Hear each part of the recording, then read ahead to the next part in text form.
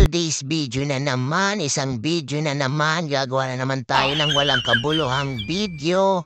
Siyempre, tanghali na, magluluto na tayo ng uulamin natin. Panoorin nyo na lang to, let's go kung anong lulutuin ng kusinerong maglulupa. Unang banat, sayote na may pork giniling. Ginisang sayote nga lang to, mabilis ang luto at napaka-basic nga lang nito.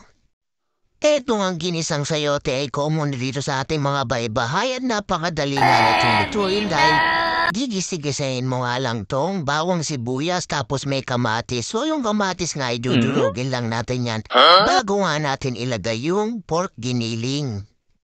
Isasambot ka nga lang natin itong mga ingredients na nasa lubos sa aroma. At ayan na nga, okay na nga yung mga ingredients natin. At ito nga ay nilagay ko na nga itong pork giniling. So lulutuin lang natin itong pork giniling natin bago natin ilagay yung sayote. At nang okay na nga yung giniling, syempre nilagay ko na itong sayote. Isasambot ka nga lang natin itong sayote tapos tatapan ko nga ito at lalagyan ko ito ng konting tubig. Ang gusto ko sa sayote ay merong sabaw siya. Para nga may sabaw din sa kanin. Perfect match nga itong sayote sa mga prito tulad ng isda. Pwede rin namang manok. Depende na yan sa inyo kung anong gusto ang ipapartner nyo sa kanya. Pero para sa akin nga, the best pa rin ni partner dito ang isda, lalo na pong pritong galunggong. Dati nga ay napakamura lang netong sayote, pero ngayon ay napakamahal na nga rin ito.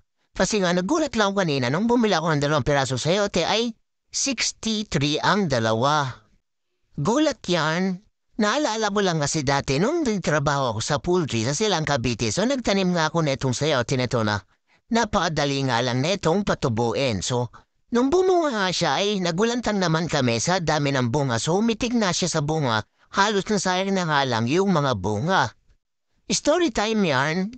Wala lang, kwento ko lang. At eto na nga, mabalik na nga tayo dito sa niluluto nating sayote. So, naglagay na nga ako dyan ng mga pampalasa. So, basic na pampalasa nga lang nilagay natin dyan. Naglagay nga lang tayo dyan ng pamintang durog at naglagay tayo dyan ng magic sarap. At so, eto nga, naluto na nga. So, ano po pong gagawin natin? Siyempre, kakain na tayo. Nakaluto na nga rin pala ako dyan ng isdang tilapia at siyempre, para sa mga bata, itong prito namang manok. At ito naman nga pala yung leche plan na gawa lang sa Bear Brand. So, nagpagawa nga sa akin yung anak ko na si Michael ng leche plan. So, Bear Brand nga lang ang ginamit ko rito at 2 itlog. So, napaka-basic lang din ito gawin. At so, hanggang dito lang ang video na to. Maraming salamat sa nasayang mong 3 minuto mahigit na panonood. Tara, kain tayo. Huwag ka nang magalit. Peace out.